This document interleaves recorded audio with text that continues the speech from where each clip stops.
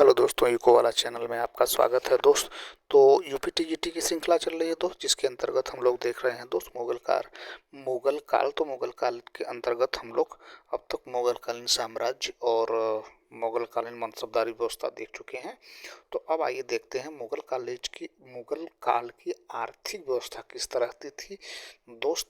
किसकी स्रोत से आय के प्रमुख स्रोत थे दोस्त, और कहाँ कहाँ से मुगल साम्राज्य को आय प्राप्त होते थे। तो आइए देख लेते हैं मुगल कालीन अर्थव्यवस्था। तो मुगल कालीन आर्थिक जीवन की विस्तृत जानकारी आईने अकबरी तथा विदेशी लेखों के संस्मरणों से प्राप्त होती है मित्र।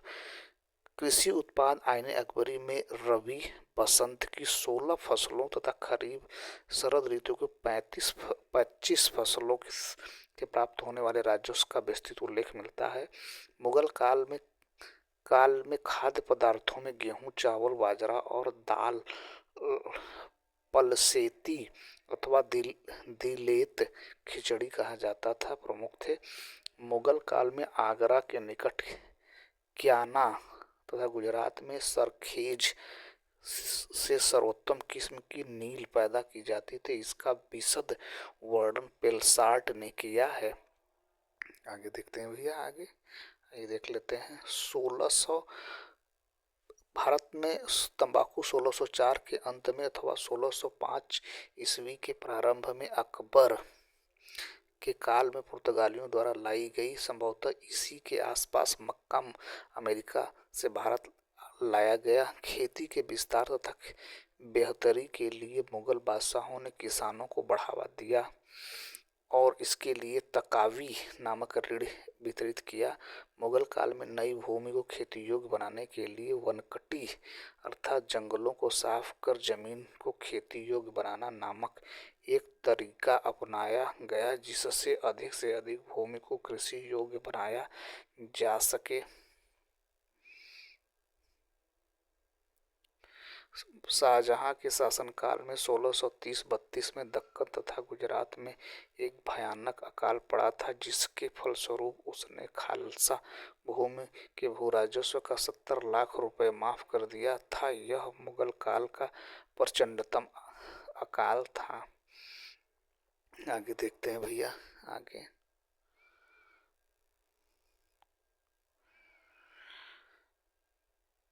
शाहजहां ने अकाल से निपटने के लिए सिंचाई की सुविधा की व्यवस्था की। उसने 98 मील लंबी रावी नहर लाहौर तक बनवाया, जिसे नहर ए फैज कहा जाता था।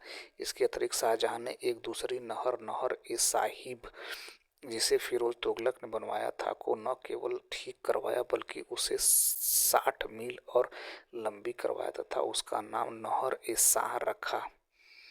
आगे देख लेते हैं भैया। मुगल काल में गन्ना, कपास, नील तथा रेशम आदि फसलों का भी उत्पादन होता था। इन्हें तिजारती, नगदी तथा उत्तम फसलें कहा जाता था। इन फसलों पर अधिक दर पर मालगुजारी नगद रूप में अदा करनी होती थी, इसलिए इन्हें नगदी फसलें भी कहा जाता था। कृषक वर्ग मुगल कालीन कृषक वर्ग स्पष्ट रूप से 3 भागों में विभाजित थे: खुद कास्त, पाही कास्त और मुजारियान।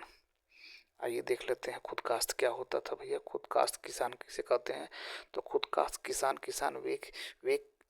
किसान वे खेतिहर होते थे जो उसी गांव की भूमि पर खेती करते थे जिसके वे निवासी होते थे। कहने का तात्पर्य मतलब दोस्त ये है कि खुद कास्त वो किसान होता था जिस किसान की जमीन उसी गांव में थी जिस गांव में वो घर बना के रहता था, निवास करता था। तो खुदकास्ट इस तरह की जमीन को, इस तरह के किसान को खुदकास्ट किसान कहा जाता था। इन्हें अपनी भूमि पर स्थायी एवं वंशानुगत स्वामित्व प्राप्त था।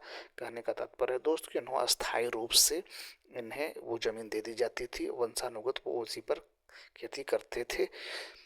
आगे खुदकास्ट को अपनी भूमि को बटाई पर देने तथा बेचने का अधिकार होता था। इन्हें मालिक ए जमीन भी कहा जाता था।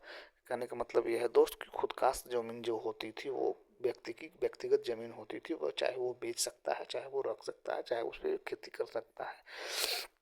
यह किसान खुद काश्त जमीन पर बीज आदि का प्रबंध स्वयं करता था, तो उसे खुद काश्त उपज का 1/3 भाग लगान के रूप में देना पड़ता था। यदि खुद काश्त स्वयं इन जमीन सारी चीजों की व्यवस्था करता था, तो किसान को उपज का 2/3 भाग देना पड़ता था। आगे देखते हैं दोस्त अगला।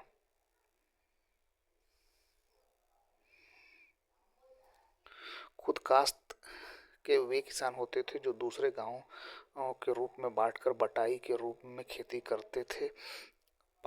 पाही काश्त के अधिकार में केवल उतनी ही भूमि होती थी जितने पर अपने परिवार के श्रम का उपयोग करके खेती कर सकता था। मुजारिस कृषकों के पास उतनी कम भूमि होती थी कि वे उस भूमि में अपने परिवार के कुल श्रम का ही उपयोग नहीं कर पाते थे। फलस्वरूप वे खुद काश्त की जमीन को किराए बटाई पर लेकर उस पर खेती करते थे। मुजारियान किसान अपनी जोत को बेच नहीं सकता था, न ही उसे रेहन रख सकता था। मुजारियान तथा पाही काश्त में यह अंतर होता है कि पर्याप्त भूमि प्राप्त होने तथा नजराना देने पर पाही काश्त खुद काश्त तो बन सकता था, किंतु मुजारियान अपनी वर्तमान स्थिति अर्थात बटाईदार से ऊपर नहीं उठ सकता था। आइए देख लेते हैं उद्योग धंधों के बारे में देख लेते हैं दोस्त। उद्योग धंधों के बारे में मुगल काल में सूती वस्त्र उद्योग सबसे अधिक उन्नत उद्योग था जिस पर सरकार का पूरा नियंत्रण रहता था। यह एकमात्र ऐसी वस्तु थी जिसका विदेशों में सबसे अधिक निर्यात होता था। भारत निर्मित कपड़ों को केलिको कहा जाता था। जहांगीर ने अमृतसर में ऊनी वस्त्र उद्योग को प्रारंभ किया। चमड़े की वस्तु को बनाने का उद्योग भी बहुत उन्नत अवस्था में था। कुछ अन्य उद्योगों के नाम इस प्रकार थे। गुड़ और चीनी बंगाल, गुजरात और पंजाब से ये उद्योग थे। मिट्टी के बर्तन दिल्ली, बनारस और चुनार से प्राप्त हुए। रेशम के उद्योग आगरा और लाहौर और दिल्ली, ढाका बंगाल में स्थित था। फिर भी रेशमी कपड़ा विदेशों से मंगाया जाता था। रेशमी कपड़ों को पटोला कहा जाता था। दोस्त आगे देख लेते हैं भैया।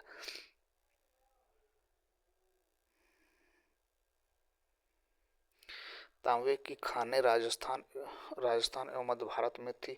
हीरा गोलकुंडा और छोटा नागपुर की खानों से प्राप्त होता था। विश्व प्रसिद्ध कोहिनूर हीरा गोलकुंडा की खान से प्राप्त हुआ था, जिसे मीर जुमला मोहम्मद सैयद ने शाहजहां को भेंट किया था। इत्र अस्मद बेग द्वारा आविष्कृत सुगंधित तेल तथा गुलाब जल जैसी वस्तुओं के उत्पादन में जौ और गुजरात प्रसिद्ध था। समुद्री जहाजों का निर्माण मुगल काल में बहुत उन्नत अवस्था में नहीं था। अकबर ने इसे निर्माण के लिए एक पृथक विभाग स्थापित किया, किंतु औरंगजेब ने इन अभिसानियों तथा जंजीरा के सिद्धियों की सहायता से एक नौसेना तैयार की थी। वाणिज्य एवं व्यापार देख लेते हैं दोस्त। मुगल काल में वाणिज्य और व्यापार। तो मुगल काल में थोक व्यापारियों को सेठ, बोहरा व मोदी कहा जाता था, जबकि खुदरा व्यापारियों को व्यापारी व वाणिक कहा जाता था। दक्षिण भारत में चिट्ठी व्यापारिक समुदाय के प्रमुख अंग थे। मुगल काल में वस्तु विनिमय का माध्यम हुंडी एक प्रकार का अल्पकालिक ऋण पत्र था। यह वह चिट्ठी होती थी जिसका भुगतान एक निश्चित अवधि के बाद कुछ कटौती करके किया जाता था।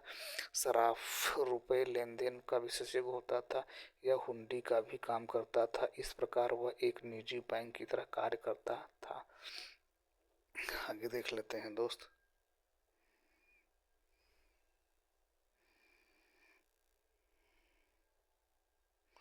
मुगल काल में सामान्यतः चुंगी की दर प्रारंभ में वस्तु के मूल्य का 2.5% होती थी, किंतु बाद में उसे बढ़ाकर 3.5% कर दिया गया। औरंगजेब के काल में हिंदू व्यापारियों से वस्तु के मूल्य का 5% तथा मुसलमान व्यापारियों से 2.5% कर लिया जाने लगा। आगे देखते हैं भैया। बिरजी बोहरा सूरत का प्रसिद्ध व्यापारी था। कई दशकों तक सूरत के व्यापार पर उसका आधिपत्य रहा। उसके पास एक विशाल जहाजी बेड़ा था। वह अपने समय के सबसे अधिक धनी लोगों में गिना जाता था। नाखुदा नामक व्यापारी जहाज मालिक के एजेंट के रूप में काम करते थे। बिरजी बोहरा के अतिरिक्त इस काल के कुछ अन्य प्रमुख व्यापारी थे। सूरत के अब्दुल गफूर और अहमद चैलावी, गोलकुंडा के मीर जुमला तथा कोरोमंडल तट के मलय चिट्टी, काशी वीरन्ना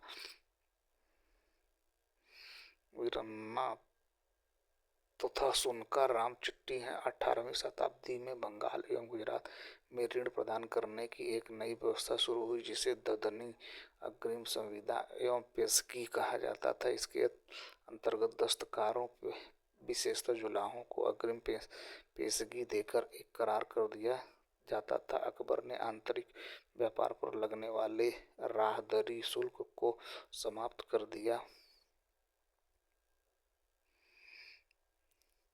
मुगल काल में प्रारंभ में निर्यात की मुख्य वस्तु नील, सोरा, अफीम एवं सूती वस्त्र था, जबकि मुख्य आयात सोना, चांदी, घोड़ा, कच्चा रेशम आदि वस्तुओं पर होता था। मुगल काल में सबसे अच्छी नील गुजरात में सरखीज तथा बयाना से पैदा होती थी। सोरा मुख्यतः कोरोमंडल तट तथा बिहार से उत्पादित किया जाता था। मुगल काल में सोने चांदी का आयात इतना बढ़ गया था कि बर्नियर ने टिप्पणी करते हुए कहा है कि विश्व के प्रत्येक भागों में